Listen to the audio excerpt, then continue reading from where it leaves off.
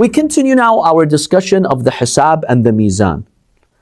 One of the important questions that Allah asks people, whether they're believers or they're not believers, about their Salah. Al-Shaykh al-Tusi, rahmatullahi alayhi, narrates this hadith from Imam al-Baqir alayhi salam. أول ما يحاسب به العبد الصلاة. Amongst the first questions that Allah asks you on the Day of Judgment, during the stage of the Hisab and the Mizan, the reckoning and the judgment, is your Salah, your prayer towards Allah subhanahu wa ta'ala. Now obviously the believer, the Muslim who believes in Islam, he'll be questioned about that. What's our Quranic evidence that even the non-believers, the kuffar, they will be held accountable for not praying? Do we have a verse in the Holy Quran that confirms that? قَالُوا مَا سَلَكَكُمْ فِي سَقَرٍ. The disbelievers, the pagans, the kuffar, they will be asked, what made you end up in Saqar? Saqar is a place in hell. What's their response? قَالُوا لَمْ نَكُ مِنَ الْمُصَلِّينَ. We were not amongst those who prayed. So Allah subhanahu wa ta'ala will hold them accountable. Why didn't you come to know the path of God so you can pray properly? Prayer is a condition. So we have many narrations that amongst the most important questions Allah will ask us during the station of Hisab and Mizan is our Salah.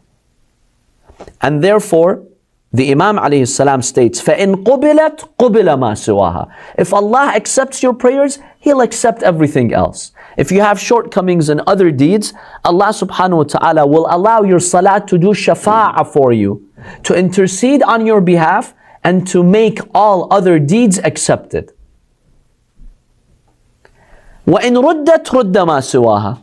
However, if the person failed in this trial of the test, his salahs were not accepted, either because he did not pray correctly, or he did not really focus on his prayers, or he did not pray at all. If that's not accepted, all other deeds will not have much value in the eyes of Allah subhanahu wa ta'ala. So salah is something that's very important that will be asked about during the station of Mizan.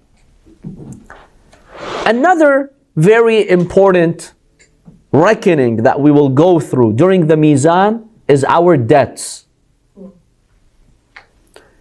This hadith, Al-Shaykh al-Saduq narrates it from the Imam alayhi salam. He says, يُؤْتَى يَوْمَ الْقِيَامَةِ بِصَاحِبِ الدَّيْنِ يَشْكُ الْوَحْشَةِ.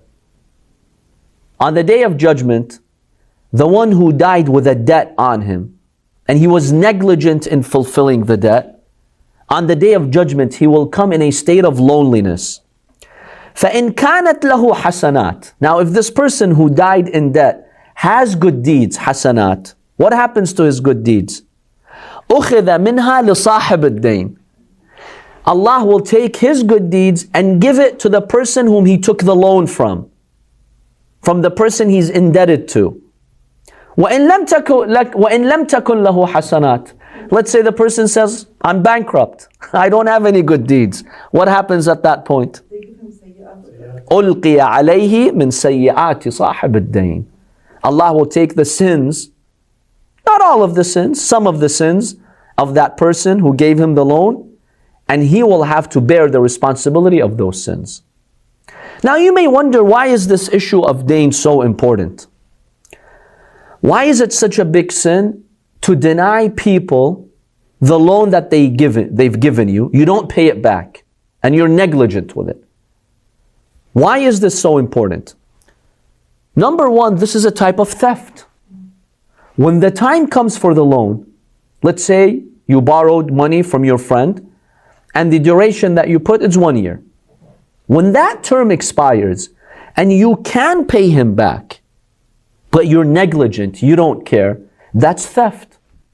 That money that's in your possession does not belong to you anymore. You have to give it back. Withholding that money is theft. It's just like breaking into somebody's house and stealing from them. Breaking into someone's shop and stealing from them. There's no difference in the eyes of Allah.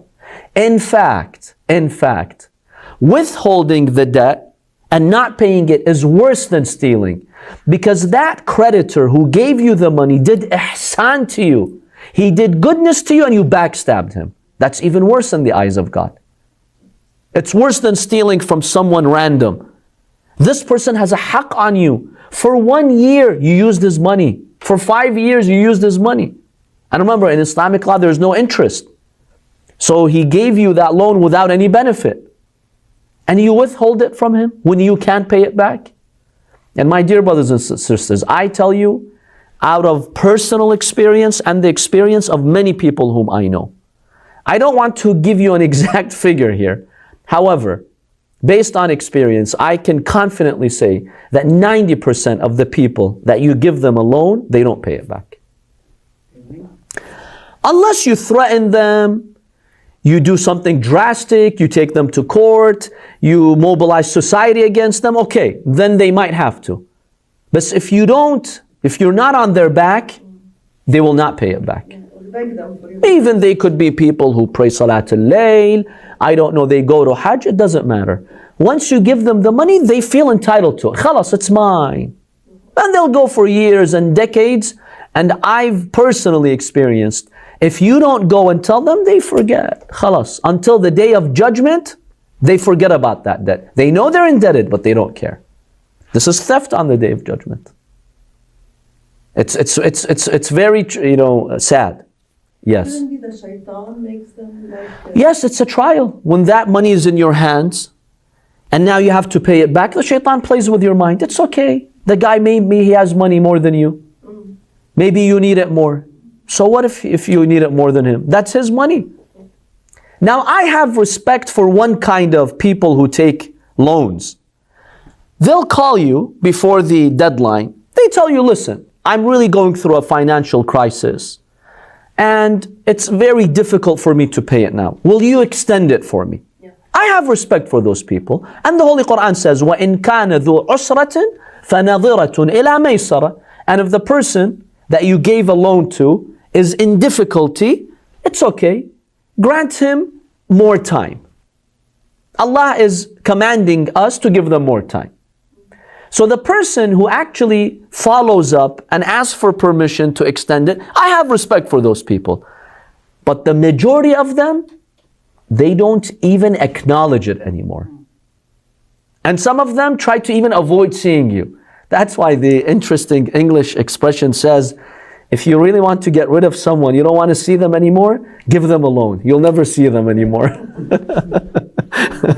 They'll try to avoid you at any cost. But it's serious. On the day of judgment, one of the stations in Hisab is for those who were negligent with their debts. And these people, unfortunately, they become the reason why many people don't give loans anymore. I know some people, alhamdulillah, Allah has given them, they've completely shut this door. And when you ask them why, you say, Sayyid, I have 10, 20 years of experience with 100 people. 95% of them have not paid me back. Why should I give any loans? I don't trust anyone anymore. See? These people became the cause for a person not doing khair and goodness anymore. That's a big sin in the eyes of Allah subhanahu wa ta'ala. So we have this hadith that on the day of judgment there are consequences for people who are negligent with their debts.